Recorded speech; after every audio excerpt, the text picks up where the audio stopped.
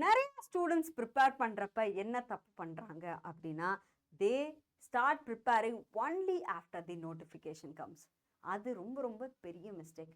நீங்கள் இப்போ டிஎன்பிஎஸ்சிக்கு ப்ரிப்பேர் பண்ணுறீங்கன்னா ஆனுவல் கேலண்டர் வரப்போகுதுன்னு சொல்லிட்டாங்க 2026க்கு.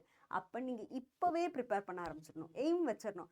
நான் குரூப் 2 ப்ரிப்பேர் பண்ண போகிறேன், இல்லை குரூப் 1 ப்ரிப்பேர் பண்ண போகிறேன் அப்படின்ற எய்ம் இப்போவே செட் பண்ணி நீங்கள் ப்ரீவியஸ் இயர் கொஷின்ஸ் எடுத்து வச்சுக்கணும். அது கரெக்டான சிலபஸ் எடுத்து வச்சுக்கணும்.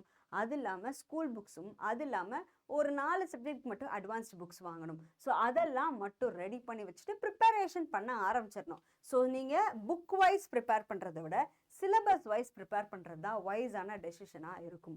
ஓகே, நீங்கள் ரிவைஸ் பண்ணுறப்ப புக் வைஸ் சிலபஸ் வைஸ் என்ன ஆர்டரில் வேணால் பண்ணிக்கலாம். ஆனால் படிக்கிறப்ப சிலபஸ் வைஸில் தான் பண்ணணும்.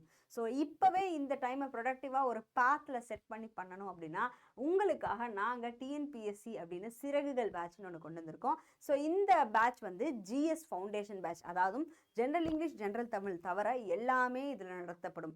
சயின்ஸ், எஸ்எஸ், அப்புறம் மேக்ஸ், அப்புறம் ரீசனிங், இது எல்லாமே இதிலே கவர் ஆகிடும். ஸோ இதில் கிட்டத்தட்ட 227 லைவ் கிளாஸஸ் மட்டும் இல்லாமல் 296 மார்க் டெஸ்ட்ஸோட 9 இபுக்ஸும் கொடுத்து இந்த பேட்ச் ஸ்டார்ட் ஆகும். ஸோ நம்ம முன்னாடி சொன்ன பாயிண்ட்ஸும் அண்ட் இப்போ இருக்கிற பேட்சும் சேர்த்து நீங்கள் பண்ணுறப்ப உங்களுக்கு ஒரு ஹோலிஸ்டிக் ப்ரிப்ரேஷன்றது இருக்கும். ஸோ நீங்கள் இன்னும் ஏன் வெயிட் பண்ணுறீங்க?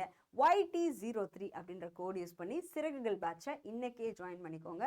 இப்போ ப்ரிப்பேர் பண்ணுறது தான் வைஸ், நோட்டிஃபிகேஷனுக்கு அப்புறம் கிடையாது. Okay, thank you so much guys.